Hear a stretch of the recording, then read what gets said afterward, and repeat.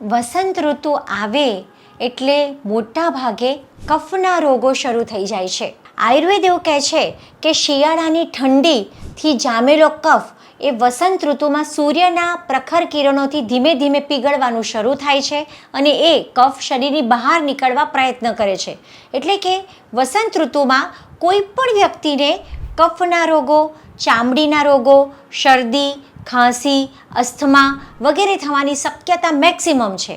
અને એટલે જ આપણા આચાર્યોએ એવું આયોજન કર્યું છે કે હોળી ધૂળેટી વખતે ધાણી, દાળિયા, મમરા, ખજૂર વગેરે જે હોળીમાં હોમવાનું હોય એ બધી જ વસ્તુઓનો ઉપયોગ વધારે પ્રમાણમાં કરવામાં આવે તો આ બધી જ વસ્તુ શરીરમાં કફ ઓછો કરનાર છે, જેથી કફના રોગો થવાની શક્યતા ઘટી જાય છે.